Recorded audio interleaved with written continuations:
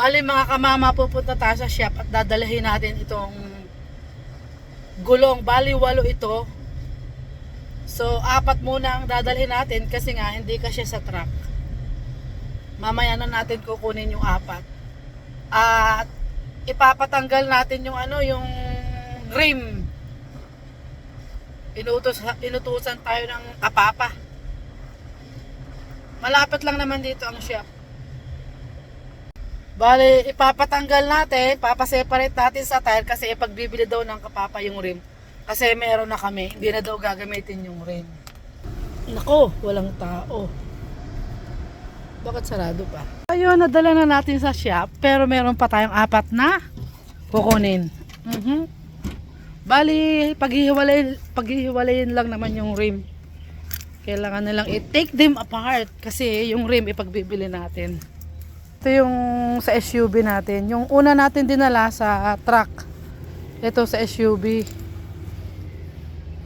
Kasi ipagbibili ng ating kapapa ito.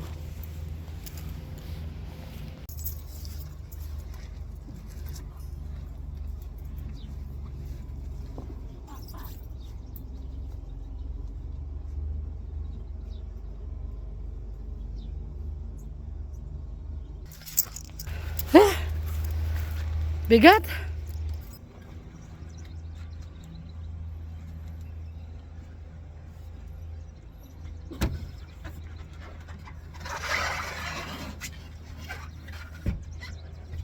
Dalawa na lang. Oh, wow. Huh.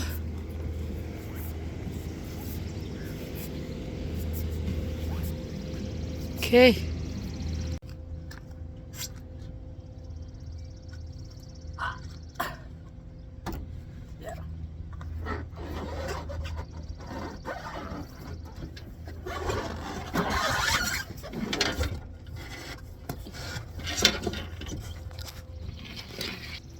Naikarga na natin yung gulong ng SUV. Yung kaninang dinala natin yun ay yung gulong nitong ating Tacoma. Kasi yung gulong natin pinalitan ng bago. So luma na kasi yun. Pero yung rim mapapakinabangan pa kaya ibebenta natin. Balik na ulit tayo sa shop. Ay naku, hindi ko maisara. Ano ba yan? Hay, salamat. Naisara natin. Yuhu! Tayo magdala doon. Ipasok muna natin yung ating basurahan. Ayun, pinick up ng truck. So yun. Pasok muna natin.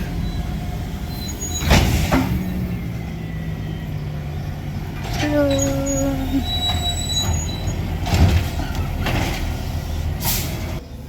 Pasok muna natin bago tayo pumunta sa shop.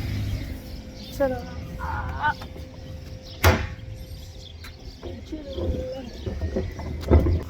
Grabing dami ng lamok ngayon, taglamok. Kasi halos 2 linggong on and off ang ulan. So ngayon lang medyo na dry yung ground. So yung lamok umaatake. So yun. Punta na ulit tayo sa shop mga kamama. May naglilinis ng daan. Yun yung truck. Maliit na truck na yun. Nililinis siguro yung mga bato-bato na nila dati, nilagay nung madulas pa. So yun, punta na ulit tayo sa shop.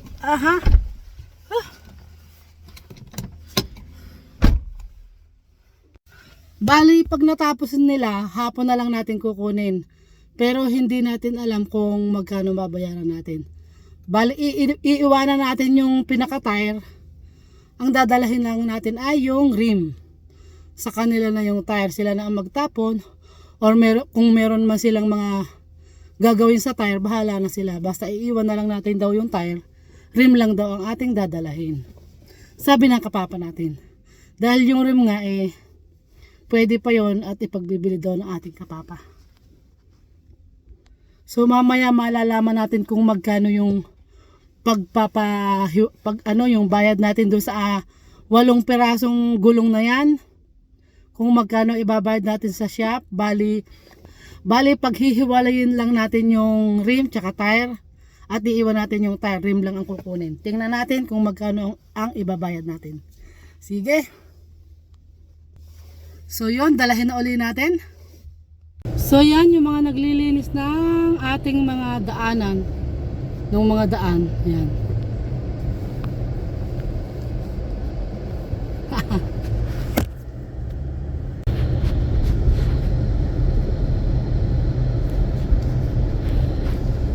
Punta na ulit tayo sa shop mga kamama. Ano kaya yung orange na yun sa daan? Bakit may orange sa daan? Ah, bike care. Akala ko kung ano yung orange na yan. May nagbabike pala mga kamama. Ayan o. Kita nyo?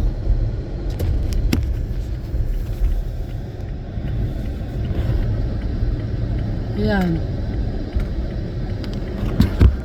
So nandito na tayo sa shop again. Pero hindi tayo makakuha ng video. Dito lang sa Bukana. Kasi magbababa tayo ng gulong.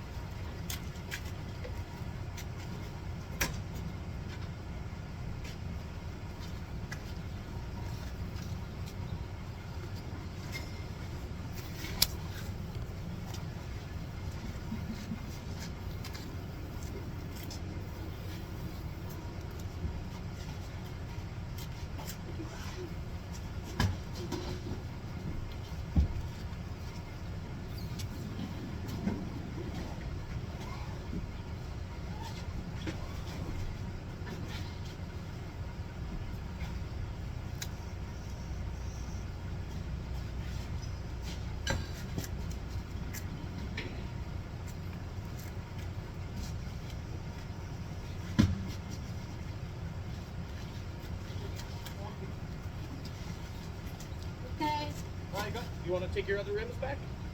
I've done them already. Oh, you're done the other one? Yeah. Oh, okay.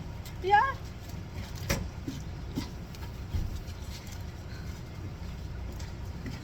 Tapos na pala yung isang bilis.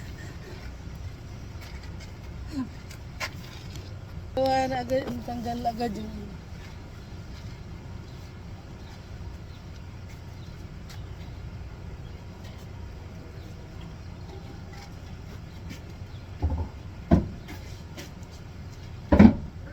guys, we'll be back later. Thank you. So ayun, natapos na yung apat. Ang bilis na tapos oh. Ah? Ito yung sa ating Tacoma. Maganda pa pala. Ay, mahal nga pala ito. Ito yung ibebenta ng kapapa natin. Pero yung sa SUV, inaalis pa.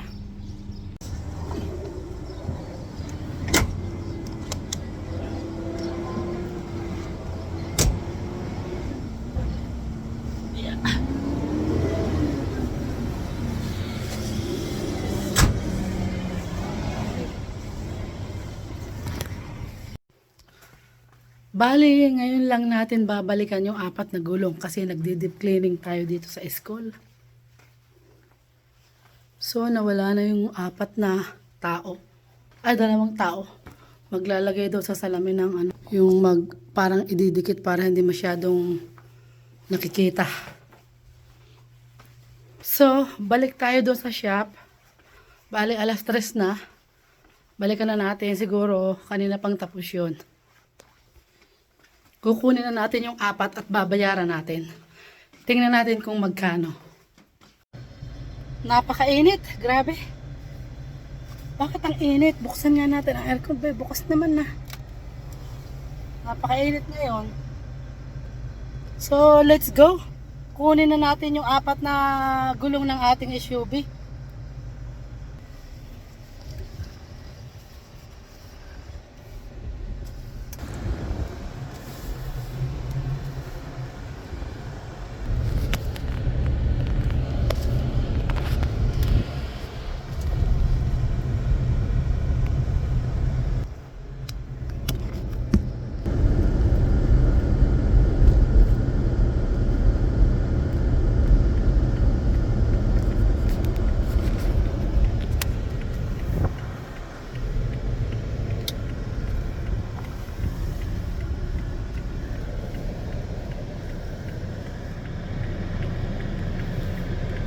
Alien yung ano niya. Shergork. Bali kaibigan ng ating kapapa yung may-ari ng shop na to. So yun, nandito na ulit tayo. Aha. Yun. Tapos na siguro. Yun yung pangalan niya. So ayun, nakuha na natin. Mura lang yung binayaran natin. Iniwan na rin natin yung tires kasi hindi naman na rin kailangan yun. Tayo pa ang magtatapon, di wag na. Bali ang binayaran natin ay, tingnan ko nga muna. Ano, sana yun? Ayun. Sana yun? Yan ang binayaran natin. Yan. So yun. 52 lang naman pala. Pwede na. Kasi busy tayo mga kamama. Lalo na si Kapapa. Kaya ako lagi ang nagdadala ng mga sasakyan sa mga shop. Kasi lagi siyang busy sa trabaho. So yun, uwi na tayo. May kasunod tayo kaya kaigihan. Ayun. Kasi vlog ano tayo ng ano eh. Video tayo ng video, may kasunod. Makakita tayo ng pulis. Balik ako sa school mga kamama.